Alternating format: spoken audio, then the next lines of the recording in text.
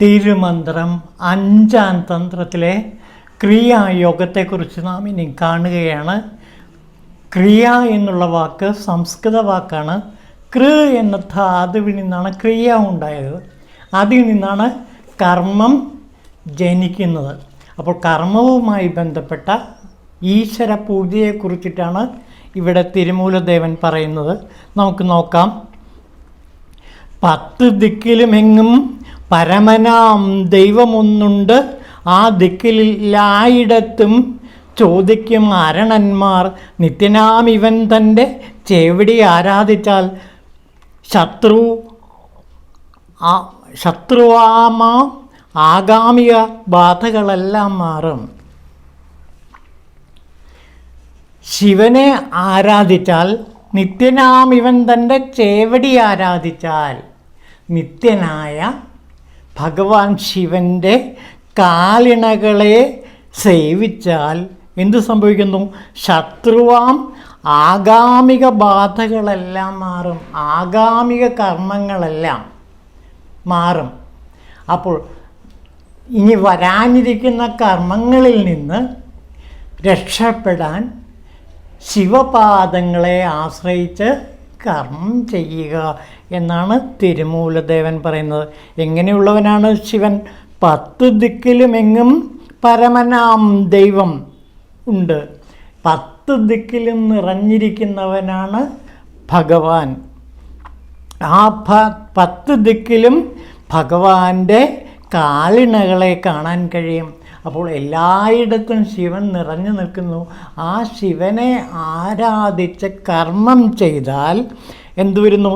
ശത്രുവാം ആഗാമിക ബാധകളെല്ലാം, ആഗാമി കർമ്മങ്ങളെല്ലാം, അതായത് കഴിഞ്ഞുപോയ ജന്മത്തിലുണ്ടായ കർമ്മങ്ങളും ഈ ജന്മത്തിലുണ്ടായ കർമ്മങ്ങളും ഇനി വരാനിരിക്കുന്ന കർമ്മങ്ങളുമെല്ലാം തന്നെ ആ ബാധകളെല്ലാം ആ ഭക്തനെ, ആ സാധകനെ ഒഴിഞ്ഞു പോകും. അപ്പോൾ എല്ലാ കർമ്മങ്ങളും ഒഴിയാൻ വേണ്ടിയിട്ടുള്ള കർമ്മം ചെയ്യുക. മുള്ളുകൊണ്ട് മുള്ളിനെ എടുത്ത് രണ്ടും ദൂരെ കളയുന്ന സ്വഭാവം. കർമ്മത്തിനും അപ്പുറം കടന്നവരാണ് സന്യാസത്തിൽ ഒന്നും ചെയ്യാതെ ചുമ്മാതിരിക്കുക എന്ന് രമണ ഭഗവാൻ പറയുന്നില്ലേ? അങ്ങനെയുള്ളവർ എല്ലാ കർമ്മങ്ങളിൽ നിന്നും മുക്തരായ ആൾക്കാരാണ്. അതിന് മുമ്പുള്ള സ്റ്റേജിൽ കർമ്മം അനുഷ്ഠിച്ചേ പറ്റുള്ളൂ. അത് എങ്ങനെയുള്ള കർമ്മമാണ് ചെയ്യേണ്ടത്? ശിവ ആരാധനാപൂർവമുള്ള കർമ്മങ്ങൾ ചെയ്യുക. ഇവിടെ എന്താണ്? മണ്ണും വിണ്ണും മണക്കും ചന്ദനത്തോട് പൂവും വാനോളം വാരിയിട്ട് നന്നായി വണങ്ങിയാലും ദേഹാഭിമാനം വിട്ടിരിക്കുന്നവർക്കല്ലാതെ മോഹം ശമിച്ച് ശക്തി ദർശനം ലഭിച്ചിടുക. ശക്തിയുടെ ദർശനം ലഭിക്കണമെങ്കിൽ, നിഷ്കാമ കർമ്മ ശക്തി ലഭിക്കണമെങ്കിൽ എന്ത് വേണം? ദേഹാഭിമാനം വിടണം. ദേഹത്തെക്കുറിച്ചുള്ള അഹംബോധം, അഹംഭാവം മാറണം. എങ്ങനെ? മണ്ണും വിണ്ണും മണക്കും ചന്ദനത്തോട് പൂവും വാനോളം വാരിയിട്ട് നന്നായി വണങ്ങിയാലും, അപ്പോൾ ദേവപൂജ ചെയ്താലും, അതായത് എന്താ? മണ്ണ് വിണ്ണ് മണക്കും ചന്ദനത്തോട് പൂവും, ചന്ദനവും പൂവും എല്ലാം ആരാധിച്ചിട്ട് അനേകം നാൾ നിറയെ കാട്ടിലുള്ള ചന്ദനത്തടികളെല്ലാം എടുത്ത് ചന്ദനമരച്ച് ഭഗവാനെ പൂജിച്ചാലും, അതേപോലെ പൂക്കളെടുത്ത്, ലോകത്തിലെ എല്ലാ വിരിയുന്ന പൂക്കളെടുത്ത് പൂജിച്ചാലും ശിവൻ പ്രസാദിക്കണമെന്നില്ല. പിന്നെ ആദ്യം എന്താണ് ചെയ്യേണ്ടത്? ദേഹാഭിമാനം വിടണം. ഞാനെന്ന ഭാവം, അഹംഭാവം, ഈ അഹംഭാവത്തെ മാറ്റിയാൽ മാത്രമേ ശിവൻ പ്രസാദിക്കുകയുള്ളൂ. മോഹം ശമിക്കുന്നു. അപ്പോൾ ആദ്യം മോഹം ശമിക്കുമ്പോൾ എന്തുണ്ടാകുന്നു? ശക്തി പ്രകടമാകുന്നു. ആ ശക്തി പ്രകടമായി കഴിഞ്ഞാൽ, ആ ശക്തി ദർശനം ലഭിച്ചാൽ ആ ശക്തിയുടെ നിയന്ത്രണത്തിലായിരിക്കും പിന്നെ കർമ്മം ചെയ്യുക. വളരെ പ്രധാനപ്പെട്ട ഒരു ഘടകം കൂടിയാണ് ഇവിടെ പറയുന്നത്. അതായത് 10 ദിക്കിലും ശിവൻ നിറഞ്ഞു നിൽക്കുന്നു. ആ ശിവനെ കാട്ടിലെ ചന്ദനത്തടികൾ മുഴുവൻ എടുത്ത് അരച്ച് പൂജിച്ചാലും, അതുപോലെ ലോകത്തിലെ എല്ലാ വിടർന്ന പൂക്കളും എടുത്ത് ശിവനെ പൂജിച്ചാലും ശിവൻ പ്രസാദിക്കണമെന്നില്ല. പിന്നെ എപ്പോഴാണ് ശിവൻ പ്രസാദിക്കുക? ദേഹാഭിമാനം വിട്ടിരിക്കും. അങ്ങനെയുള്ളവർക്ക് മാത്രമേ ശിവൻ പ്രസാദിക്കുകയുള്ളൂ. അപ്പോൾ ഞാനെന്ന ഭാവം, അഹംഭാവം വിട്ട് പൂർണ്ണമായും ശിവനിൽ ശരണാഗതിയടഞ്ഞ് പ്രവർത്തിക്കുന്നതാണ് യഥാർത്ഥ ക്രിയ. അതാണ് ഇവിടെ പറയുന്നത്. അതായത് ദേഹാഭിമാനം വിട്ട്, ഞാനെന്ന ഭാവം വിട്ട്, അഹംഭാവം വിട്ട് എല്ലായിടത്തും ശിവനാണെന്ന് അറിഞ്ഞ് ആ ശിവനായിക്കൊണ്ട് കർമ്മം ചെയ്യുന്നവരാണ് യഥാർത്ഥ സാധകൻ. ഇത് കൂടുതൽ വിവരിക്കുന്നത് ഭഗവത്ഗീതയാണ്. ഭഗവത്ഗീതയിലെ 18-ാം അധ്യായത്തിൽ ഈ ക്രിയയെക്കുറിച്ചിട്ട് വളരെ വിശദമായിട്ട് ചർച്ച ചെയ്യുന്നുണ്ട്. അതിലെ 18-ാം അധ്യായത്തിലെ 9-ാമത്തെ ശ്ലോകം നോക്കൂ. കാര്യമിത്യേവ യത് കർമ്മനിയതം ക്രിയതേ അർജുന സംഗം ത്യക്ത്വാ ഫലം ചൈവ സത്യാഗ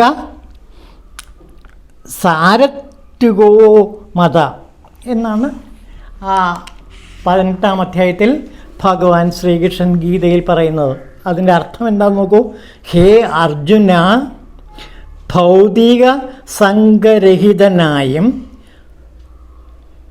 ഫലമുദ്ദേശിക്കാതെയും തൻ്റെ കർത്തവ്യമാണെന്ന് മാത്രം കരുതിക്കൊണ്ട് വിധിക്കപ്പെട്ട കർമ്മം ചെയ്യുന്നവൻ്റെ ത്യാഗം സാത്വികമാണ്. അപ്പോൾ എങ്ങനെയാണ് കർമ്മം ചെയ്യേണ്ടതെന്ന് പറയുകയാണ്. ഹേ അർജുന, ഭൗതിക സംഘരഹിതനായി, അതായത് ദേഹാഭിമാനം വെടിഞ്ഞ് ഫലമുദ്ദേശിക്കാതെ തൻ്റെ കർത്തവ്യമാണെന്ന് മാത്രം കരുതിക്കൊണ്ട്, ഇതെൻ്റെ ദേവി കൽപ്പിച്ച കർത്തവ്യമാണ് എന്ന് സങ്കല്പിച്ചുകൊണ്ട് വിധിക്കപ്പെട്ട കർമ്മം ചെയ്യുന്നവൻ്റെ ത്യാഗം, അയാൾ ചെയ്യുന്ന ത്യാഗോജ്ജലമായ കർമ്മം സാത്വികമാണ്. നോക്കൂ, ഈ മനോഭാവത്തോടെയാണോ വിധിക്കപ്പെട്ട കർമ്മം അനുഷ്ഠിക്കുന്നത്. ഫലമുദ്ദേശിച്ച് കർമ്മം ചെയ്യരുത്. കർമ്മത്തിൻ്റെ ഗുണങ്ങളിൽ നിന്ന് സ്വയം ഒഴിഞ്ഞ് നിൽക്കണം.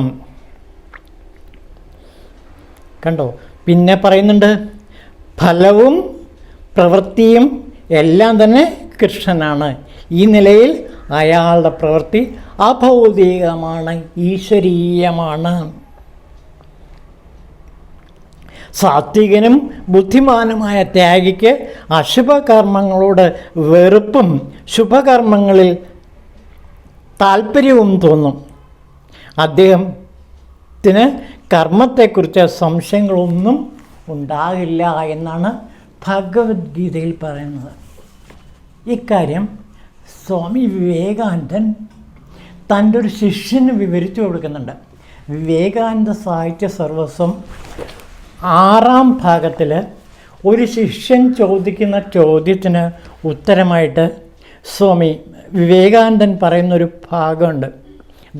അന്ന് സ്വാമി വിവേകാനന്ദന് അസുഖബാധിതനായി ബേലൂർ മഠത്തിൽ കിടക്കുകയാണ്. ആ സമയത്താണ് ശിഷ്യൻ അടുത്ത് നിന്നിട്ട് സ്വാമിജിയോട് ചോദിക്കുന്നത്, സ്വാമിജി അങ്ങക്ക് എങ്ങനെ ഇരിക്കുന്നു, അങ്ങയുടെ ആരോഗ്യം എങ്ങനെയുണ്ട് എന്ന് ചോദിക്കുക. അപ്പോൾ സ്വാമിജി അതിന് മറുപടി പറയുകയാണ്, എങ്ങനെ ഇരിക്കാനാണ് മകനെ, നാൾ ചെല്ലും തോറും ദേഹം ദുർബലമായി വരുന്നു. ബംഗ്ലാദേശത്ത് വന്ന് ശരീരം എടുത്തുപോയി. രോഗം ഓരോന്നോരോന്ന് വന്നും മാറിയും കൊണ്ടിരിക്കുന്നു. അപ്പോൾ ശിഷ്യൻ പറയാണ്, അങ്ങ് കുറച്ച് നാൾ പണിയൊക്കെ നിർത്തി സ്വസ്ഥമായിരുന്നാൽ ശരീരമൊക്കെ നേരെയാകും. അങ്ങയുടെ ദേഹരക്ഷ മൂലം ജഗത്തിന് മംഗളമുണ്ടാകും. ശിഷ്യനിത് പറഞ്ഞപ്പോൾ സ്വാമിജി പറയുകയാണ്, ചുമ്മാതിരിക്കാൻ എനിക്ക് കഴിയുമോ കുഞ്ഞേ? ഗുരുദേവൻ്റെ ദേഹത്യാഗത്തിന് 2-3 ദിവസം മുമ്പ് അവിടുന്ന് കാളി കാളി എന്ന് വിളിക്കുന്ന ആ ശക്തി ഈ ശരീരത്തിനുള്ളിൽ കയറിക്കൂടി. കണ്ടോ? അതാണ് പറയുന്നത്, ഗുരുദേവൻ്റെ ദേഹത്യാഗത്തിന് മുമ്പ് 2-3 ദിവസം മുമ്പ് അവിടുന്ന് കാളി കാളി എന്ന് വിളിക്കുന്ന ആ ശക്തി ഈ ശരീരത്തിനുള്ളിൽ കയറിക്കൂടി. അതാണ് എന്നെ അങ്ങും ഇങ്ങും കൊണ്ടുവന്ന് വേലയെടുപ്പിക്കുന്നത്. അടങ്ങി ഒതുങ്ങിയിരിക്കാൻ അനുവദിക്കുന്നില്ല, സ്വന്തം സുഖത്തെ തേടാനും സമ്മതിക്കില്ല. ഇത് തന്നെയാണ് തിരുമൂലദേവൻ ഇവിടെ പറയുന്നത്. ഇതാ നോക്കൂ, ദേഹാഭിമാനം വിട്ടിരിക്കുന്നവർക്കല്ലാതെ മോഹം ശമിച്ച് ശക്തി ദർശനം ലഭിച്ചിടാ. അപ്പോൾ ദേഹാഭിമാനം വിട്ടാൽ എന്ത് കിട്ടുന്നു? ശക്തി ദർശനം കിട്ടും. അതാണ് സ്വാമി വിവേകാനന്ദൻ ഇവിടെ പറയുന്നത്. തനിക്ക് കാളി കാളി എന്ന് വിളിക്കുന്ന ആ ശക്തി ഈ ശരീരത്തിനുള്ളിൽ കയറിക്കൂടി. അതാണ് എന്നെ അങ്ങും ഇങ്ങും കൊണ്ട് നടന്ന് വേലയെടുപ്പിക്കുന്നത്.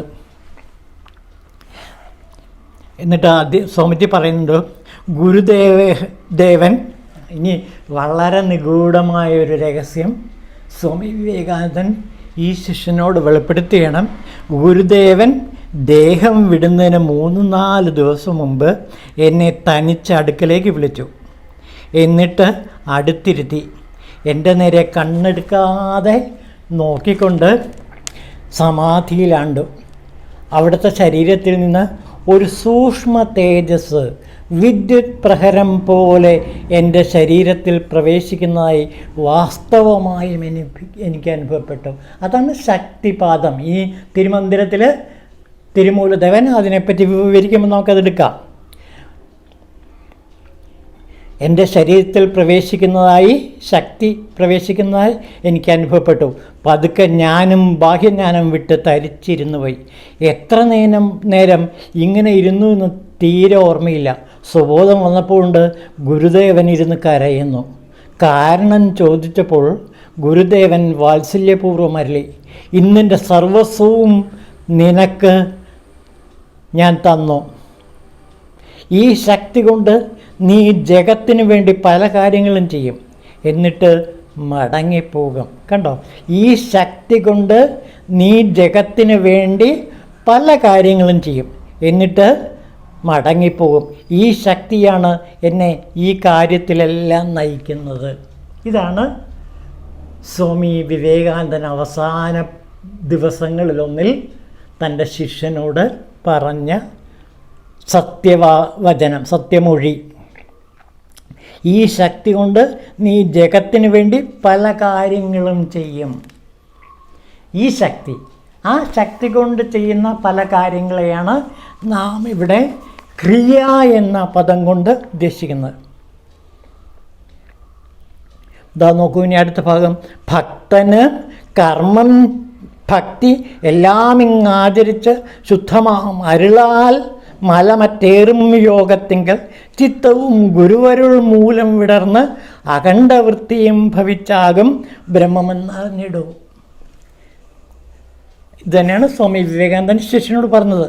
ഭക്തനും കർമ്മം ഭക്തി എല്ലാം ഇങ്ങാചരിച്ച്.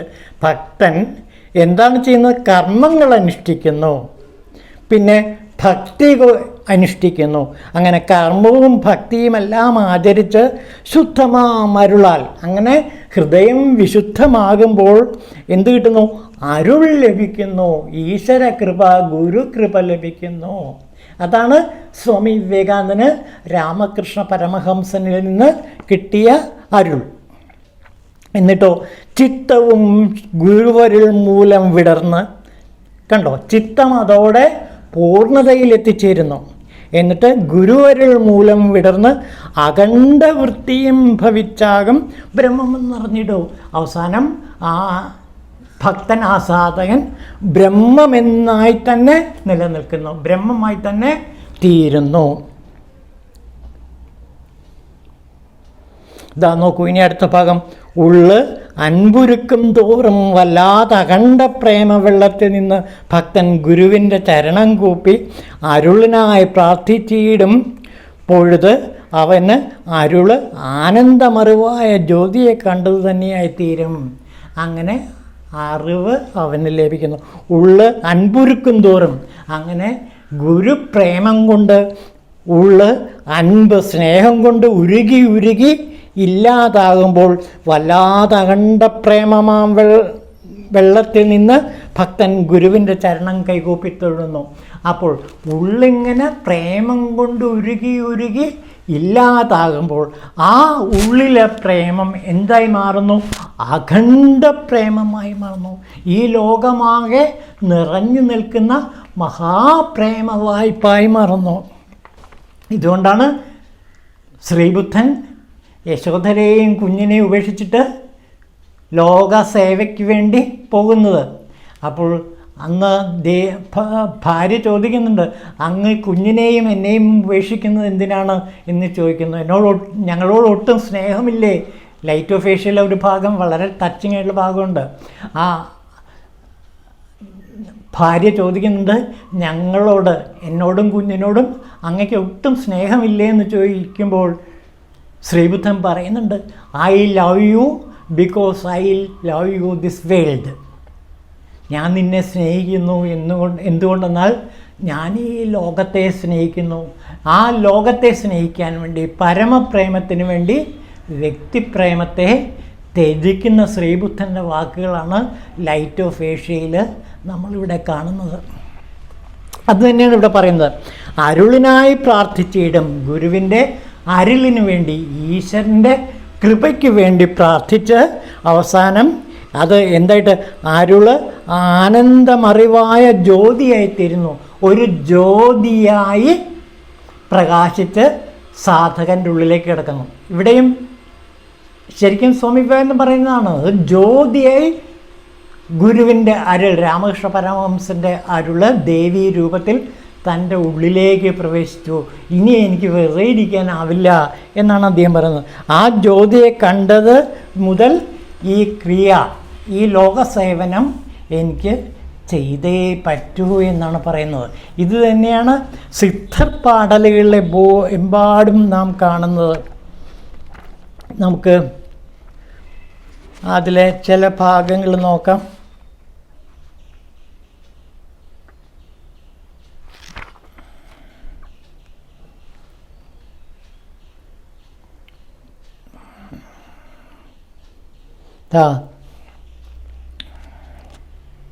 ഭദ്രഗിരി സിദ്ധർ പാടുന്നൊരു പാട്ടിൽ, സാന്ദ്രമായി ചേർന്ന് ചുഴന്നു വരും തത്വമതിൻ വേരോട് ചേർന്ന് വിളങ്ങുവതെക്കാലം.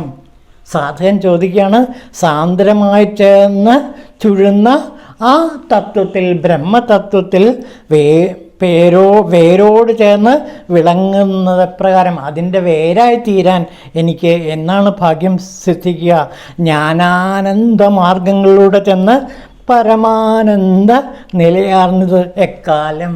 അങ്ങനെ പരമാനന്ദം എക്കാലം ഞാൻ നുകരും എന്ന് ഭദ്രഗിരി സിദ്ധര് ഒരു പാടലിൽ ചോദിക്കുന്നുണ്ട്. അപ്പോൾ 18 സിദ്ധന്മാരും മാത്രമല്ല, എല്ലാ സാധകന്മാരും ഈ ക്രിയയിലൂടെ കടന്നുപോയി ജ്ഞാനസിദ്ധിയിൽ എത്തിച്ചേർന്നവരാണ് എന്ന് ഓർക്കുക. ഇതാണ് തിരുമൂലദേവൻ്റെ ക്രിയായോഗത്തിൽ നാം കാണുന്ന പ്രധാനപ്പെട്ട ഭാഗം. ഓം ശിവായ തിരുമൂലദേവായ നമഃ.